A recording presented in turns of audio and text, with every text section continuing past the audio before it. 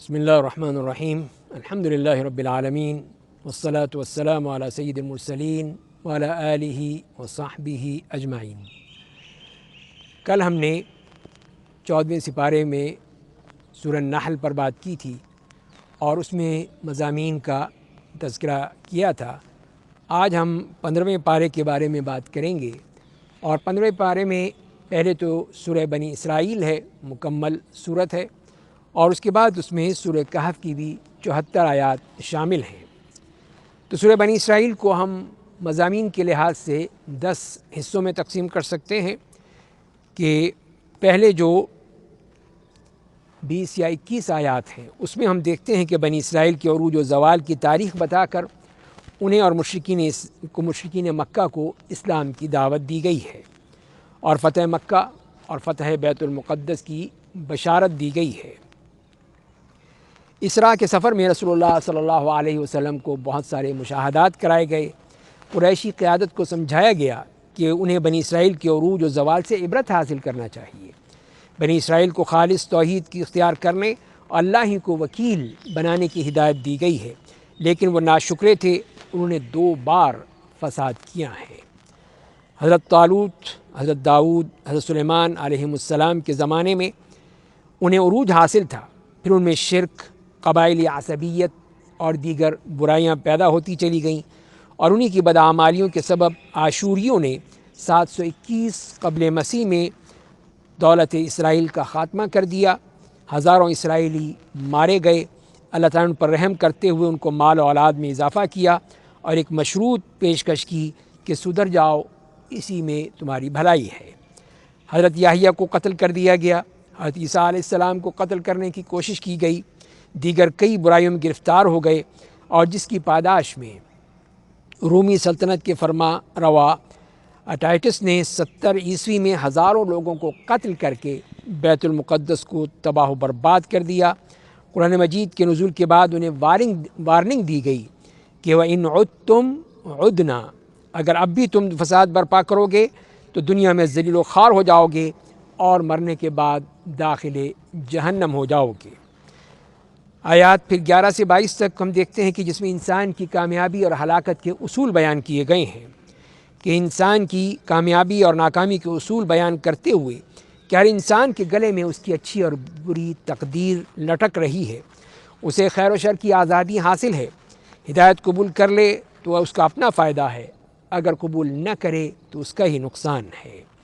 قوم کی ہلاکت کے لیے اصول بیان کر دیے گئے کہ پہلا یہ کہ رسول کی بعثت اور اتمام حجت کے بغیر قوموں کو ہلاک نہیں کیا جاتا۔ دوسرا یہ کہ ہلاکت سے پہلے قوم کے مترفین یعنی خوشحال قیادت نیکی کے احکام دیے جاتے ہیں، لیکن جب وہ احکام کی نافرمانی کرتے ہیں تو انہیں تباہ و برباد کر دیا جاتا ہے۔ مادہ پرستوں کے لیے جہنم ہے، ایمان لا کر نیک اعمال کوشش کرنے والوں کے لیے جنت ہے، اور آخرت کا ان کو کی زندگی ہے جو ان کے لیے انتہائی بہتر ہوگی، انتہائی اس میں وہ کامیابی سے زندگی بسر کریں گے۔ تیسرے پیراگراف میں ہم دیکھتے ہیں کہ اسلامی معاشرے اور اسلامی ریاست کے بنیادی اصول بیان کیے گئے ہیں، اور اس حصے میں تورات کے احکام عشرہ کی طرح دین کی بنیادی تعلیمات کی وضاحت کی گئی ہے کہ اسلامی معاشرے اور ریاست کی بنیاد عقیدہ توحید پر ہے، اور اسی طرح اس پیراگراف کا آغاز بھی اور اختتام بھی صرف توحید کی دعوت پر ہوتا ہے۔ توحید اللہ کا حق ہے، اللہ کے بعد پھر والدین کا حق آتا ہے جن سے حسن سلوک لازمی ہے، والدین کے بعد رشتہ داروں کے ساتھ حسن سلوک ہے، فضول خرچی سے بچنے کا حکم دیا گیا، ورنہ رشتہ داروں کے حقوق ادا نہیں کیے جا سکتے۔ قتل اولاد کو حرام ٹھہرایا گیا، ان کے ساتھ بدکاری کو بھی اسلام نے نکاح کی ترغیب دی ہے جس سے ایک صالح معاشرہ قائم ہوتا ہے۔ قتل نفس کو حرام ٹھہرایا گیا، مظلوم مقتول کے ورثاء کی سرپرستی اور یتیموں کے مال کی حفاظت کو اخلاقی اور قانونی طور پر فرض قرار دیا گیا، عہد کی پاسداری کا حکم دیا گیا۔ روز قیامت کان، آنکھ اور دل و دماغ کی باز پرس ہوگی۔ ناپ تول میں عدل و انصاف کو ملحوظ رکھنے کا حکم دیا گیا۔ علم کے بغیر کسی چیز کے پیچھے لگنے سے منع کر کے اوہام، شبہات، قیاس و گمان، بے بنیاد الزامات کا دروازہ بند کر دیا گیا۔ زمین پر اکڑ کر چلنے اور اقتدار کے نشے میں گرفتار ہونے سے روکا گیا، اور آخر میں پھر توحید کے مضمون کا اعادہ کرتے ہوئے شرک کی مذمت کی گئی اور اس کی سزا جہنم بتائی گئی۔ چوتھے پیراگراف میں دیکھتے ہیں کہ آیت نمبر 40 سے 60 تک مشرکین مکہ کے عقائد کی تردید اور ان کے اعتراضات کا جواب دیا گیا، جو ان کے مختلف قسم کے جو اعتراضات تھے، جس میں وہ کہیں پہ آخرت پر حیرت کا اظہار کرتے ہیں، کہیں اپنے مرنے کے بعد دوبارہ جی اٹھنے پر اعتراض کرتے ہیں۔ ان سب اعتراض کا جواب دے کر ہم دیکھتے ہیں کہ 5ویں پیراگراف میں 61 سے 76 تک اللہ تعالیٰ نے پھر یہاں پر ابلیس کے دام اور اس کی تمام جو مختلف پھندے ہیں ان کا ذکر کیا، اور پھر بنی آدم کی تکریم اور تفضیل کو بیان کیا گیا کہ کس طرح اللہ تعالیٰ نے اس کو تو برباد کیا، اس ابلیس کو، اور بنی آدم کو وہ تکریم اور فضیلت عطا کی ہے۔ اور اس میں اللہ تعالیٰ نے اس کے لیے فرما دیا اور اسے کہہ دیا کہ تیرے تمام پیروکار جہنم میں جائیں گے۔ اللہ تعالیٰ نے ابلیس کو چیلنج کیا کہ تو اپنی شور و غوغا سے استفزاز یعنی انہیں بے دخل کرنے کی کوشش کر لے، اپنی پیادہ اور سوار فوج سے حملہ کر کے دیکھ لے، ان کے مال و اولاد میں ساجھی بن کر دیکھ لے، پھر انہیں آرزوؤں کے جال میں پھنسانے کی کوشش کر لے، لیکن میرے خاص بندوں پر تیرا زور نہیں چلے گا۔ اور اس کے ساتھ ساتھ فرما دیا کہ اللہ تعالیٰ جو وکیل یعنی کارساز اور بااختیار ہونے کے لیے اسی کی ذات کافی ہے، کسی اور کی ضرورت ہی نہیں ہے۔ انسان کی ناشکری کا ذکر کیا گیا کہ اللہ تعالیٰ کی نعمتوں اور قدرتوں کو دیکھنے کے باوجود سے بااختیار اور وکیل نہیں سمجھتا ہے۔ حالانکہ اللہ تعالیٰ تو زمین میں دھسا سکتا ہے، طوفانی ہواؤں سے ہلاک کر سکتا ہے، غرق کر سکتا ہے، لیکن یہ انسان اللہ کو اپنا رب نہیں مانتا۔ بنی آدم کی تکریم اور فضیلت بیان کی گئی کہ اللہ تعالیٰ نے اس کو خشکی اور پانی پر سوار کیا، پاکیزہ رزق دیا، اور اللہ تعالیٰ نے تمام مخلوقات پر اس کو فضیلت دی۔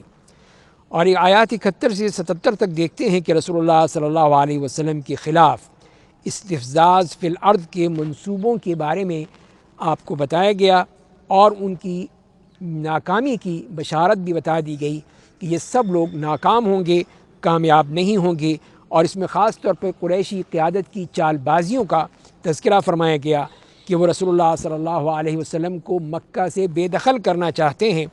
اور انہیں خبردار کیا گیا کہ روز قیامت قیادت کا احتساب ہوگا،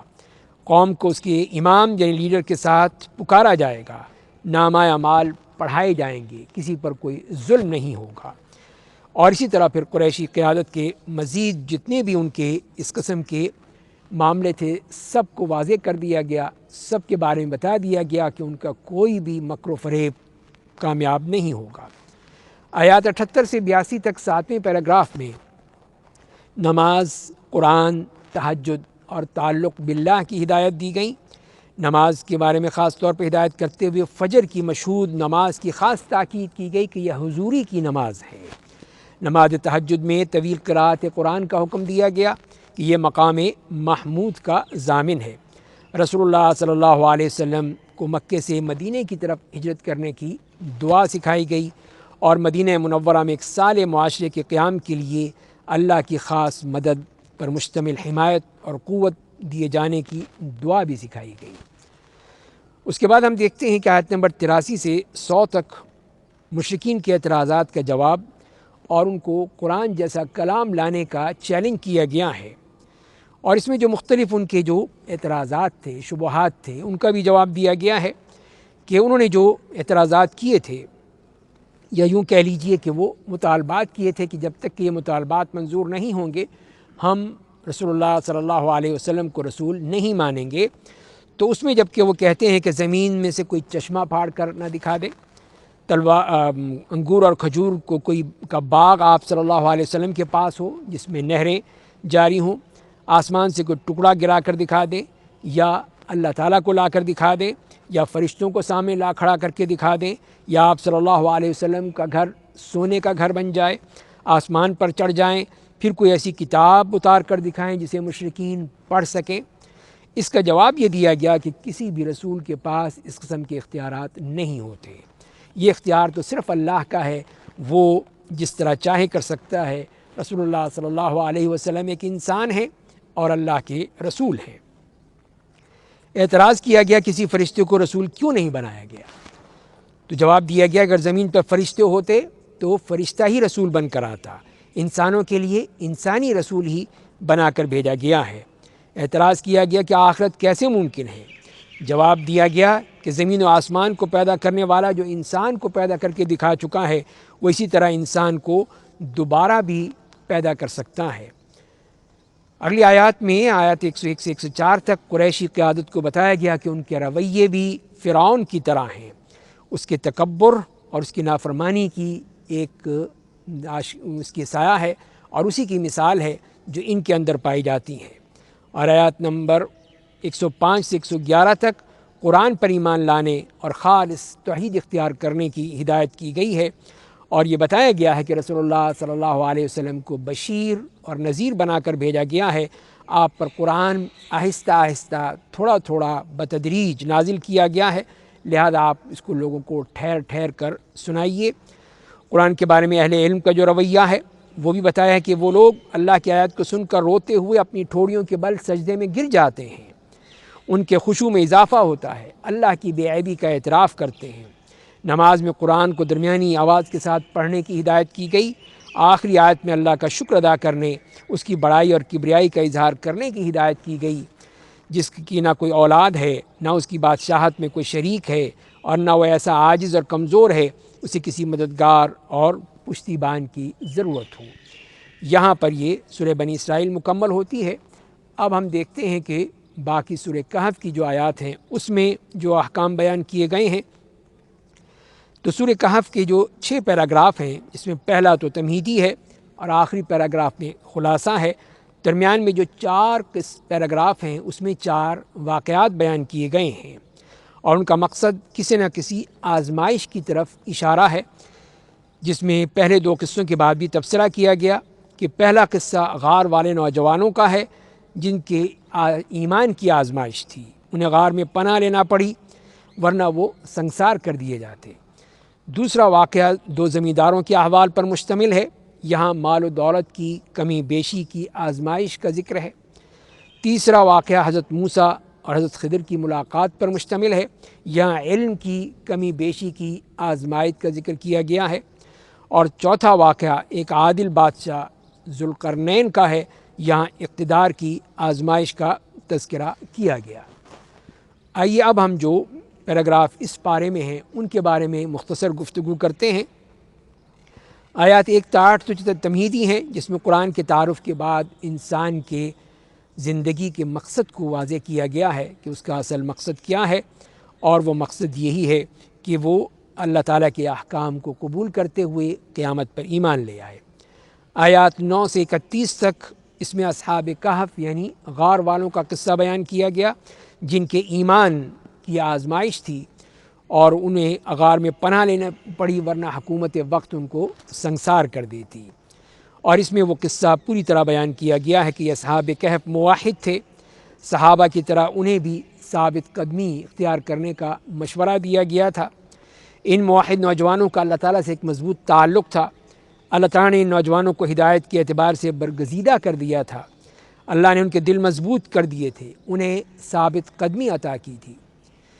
اور یہ نوجوان شرک سے بیزار تھے۔ یہی نوجوان اپنی مشرک قوم سے نالاں تھے، انہی کے انتقام سے ڈر کر غار کی پناہ لینے پر مجبور ہو گئے۔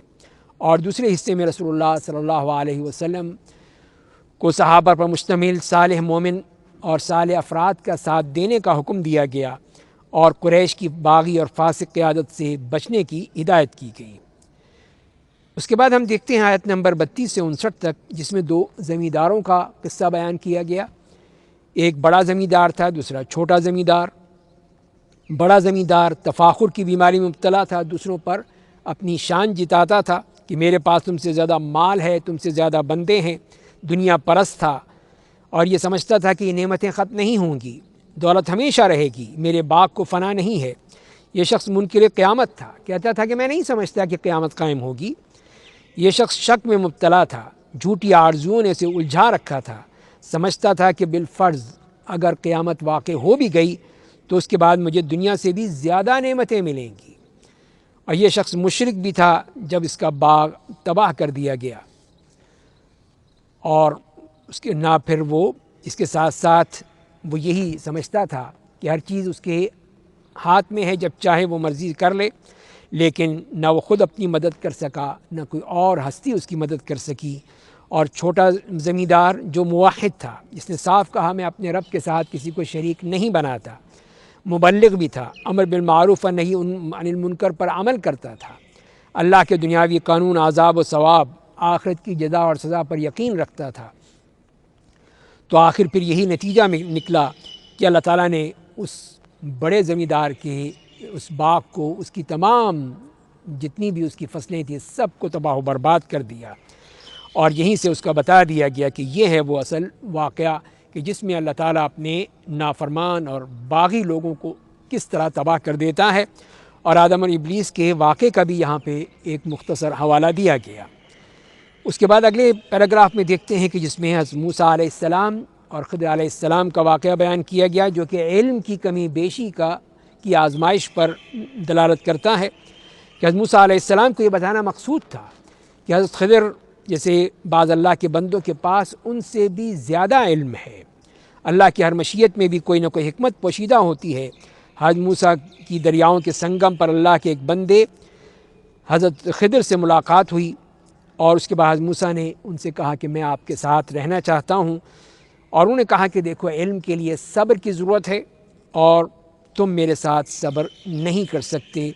لن تستطیع معی صبرا، جس کا علم نہ ہو اس پر صبر کیسے کیا جا سکتا ہے۔ حضرت موسیٰ نے کہا کہ میں صبر کروں گا، آپ مجھے نافرمان نہیں پائیں گے۔ تو حضرت خضر نے کہا کہ شرط یہ ہے کہ آپ سوال نہ کریں جب تک کہ میں خود نہ بتاؤں، اور پھر دونوں آگے چلتے چلے گئے۔ اور پھر حضرت خضر کے مختلف جو عجیب و غریب افعال تھے اس کا تذکرہ کیا گیا، اور اس میں سے جو پہلا عمل ان کا نظر آتا ہے کہ انہیں کشتی میں شگاف کر دیا، تو حضرت موسیٰ فوراً بول پڑے